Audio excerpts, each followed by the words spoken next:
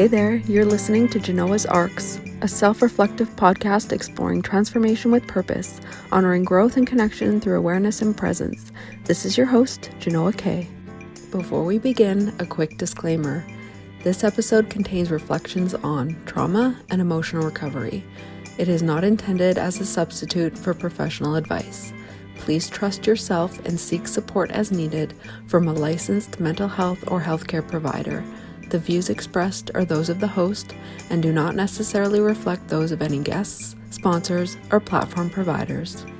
As the creator and host of this podcast, I believe that service and sustainability go hand in hand.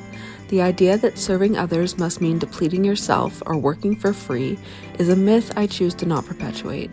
While much of this content is freely available, you may hear sponsor messages or occasional requests for financial support, all of which help to keep this space alive and well. Some content may be offered through a paywall as a way to honor the time, energy, and skill it took to create them. If access to paid content is a barrier for you, please visit the show notes for more information.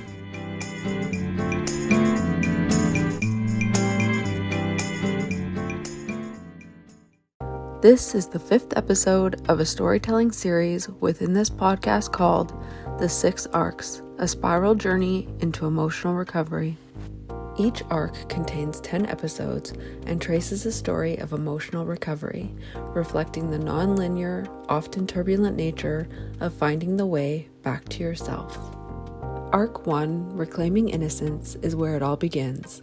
The first moment you realize something is stirring. It's about awakening and making contact with the parts of us that trauma buried, distorted, and silenced. It's the beginning of a return to play, curiosity, creativity, and to the deeper truth of who we are beneath the coping and despair. This is the phase where our inner world doesn't announce itself with fireworks. It tiptoes in, often disguised as a question. Remember me? So far, we've explored reclaiming innocence, its historical context, met the inner child as a living memory of innocence, and rediscovered how play and creativity are part of the process. On this episode, we're going a bit deeper, because reclaiming innocence doesn't happen in a vacuum. It happens in the middle of real life, and that means learning how to navigate trauma and emotional recovery, sometimes at the exact same time. Part 1. How trauma disrupts our sense of self. Trauma isn't just something that happens to the body or the mind. It's something that deeply distorts our sense of who we are. When we experience trauma, especially early, especially repeatedly, it chips away at our internal sense of safety, agency, and self-worth. It leaves us asking questions like, am I safe? Am I allowed to exist? Was it my fault? Who am I now? And often the answers we find in the aftermath are not helpful. They're survival strategies, not truths. We learn to perform, to shut down, to please, to fight. We become hyper-independent or chronically dependent. We live on high alert. And somewhere along the way, we start to believe that we are those strategies. That's the cost of unresolved trauma. It confuses identity with injury. But here's what I want you to know. You are not your trauma. You are the person who survived it, and that distinction matters. Part 2. What emotional recovery really looks like. Messy, nonlinear, powerful. Emotional recovery doesn't look like constant progress. It looks like spirals, backtracking, breakdowns, followed by breakthroughs. It looks like crying over something you thought you'd already dealt with. It looks like catching yourself repeating a pattern, but this time choosing differently. Emotional recovery isn't always dramatic from the outside. Sometimes it's quiet, internal. It's choosing rest instead of chaos, boundaries instead of approval, stillness instead of over-explaining. Some days it feels like peace, some days it feels like grief, but either way, it's movement, it's life, it's growth. If you're feeling stuck or discouraged, please know the path isn't usually straightforward. It's non-linear. You're not doing it wrong. There is no timeline. There is no finish line to race towards. You are not behind. You are not too damaged or broken. You are right on time. Part 3. How reclaiming innocence fits into the bigger picture. So how does reclaiming innocence fit into all of this?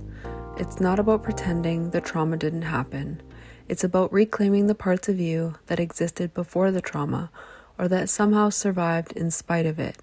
It's about staking a claim to what innocence means to you now.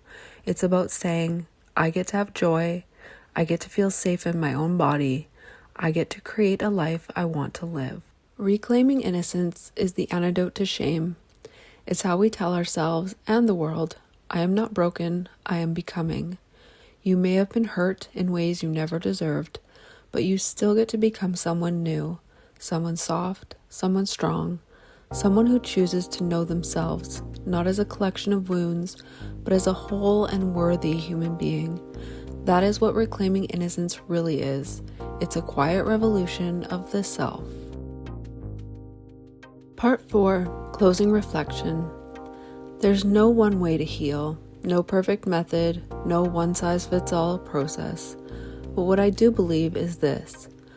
When we learn to reclaim the parts of ourselves that trauma tried to shut down, our softness, our wonder, our aliveness, we begin to build a life that feels like ours.